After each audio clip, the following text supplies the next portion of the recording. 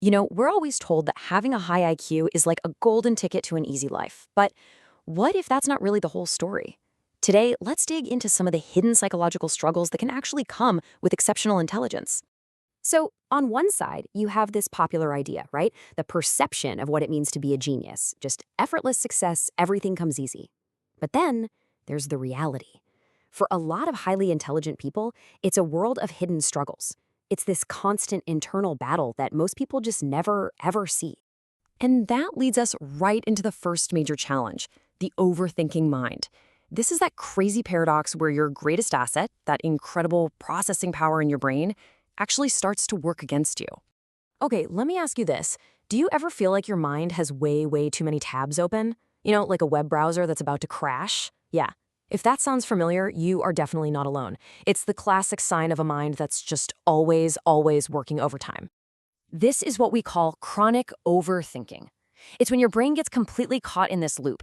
I mean, it's constantly analyzing, questioning everything, and imagining all these scenarios that go so far beyond what's actually helpful or necessary. So what does this look like in real life? Well, it's things like constantly replaying conversations over and over in your head, or your mind just instantly jumps to the absolute worst-case outcome.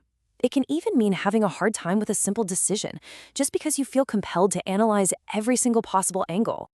And that tendency to overanalyze everything, it leads us directly to our second point, the perfection paradox.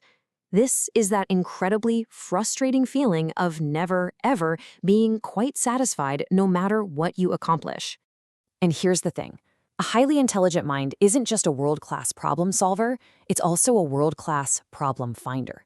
It's basically wired to spot flaws and imperfections everywhere it looks, especially in your own work. And this whole thing creates this vicious cycle. It's exhausting. You set a really high standard for yourself, you actually achieve the goal, but instead of that moment of celebration, nope, your mind instantly just zeroes in on every tiny flaw, every little imperfection.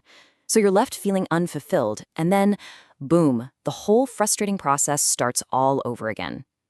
It really boils down to this. When a mind is hardwired to constantly search for improvement, it becomes incredibly difficult to ever just pause and, rest in the achievement.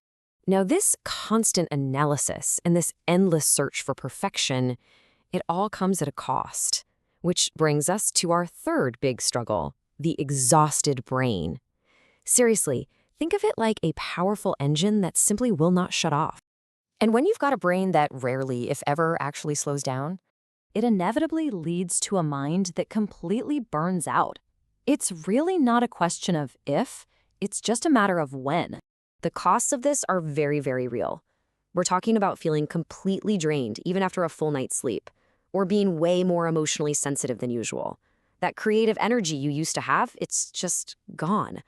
And even simple tasks suddenly become hard to focus on. So what do we do with all this? How should we look at it?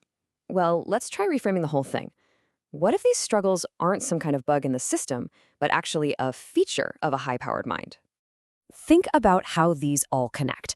The overthinking, it comes from having a deeply analytical mind, and it leads to anxiety. That dissatisfaction, it's a product of expert flaw detection, which just causes frustration. And the exhaustion is the direct result of constant processing, leading straight to burnout. You see, every strength has its shadow. This is such a powerful way to look at it. Just understanding, truly getting that these challenges are linked to the very way your brain is wired. Well, that's the first, most critical step toward learning how to actually navigate them. And that leaves us with one final crucial question to think about. What if the real challenge isn't about becoming smarter or achieving more? What if the ultimate goal is just learning how to be at peace with the incredible, complex, and sometimes totally exhausting mind you already have?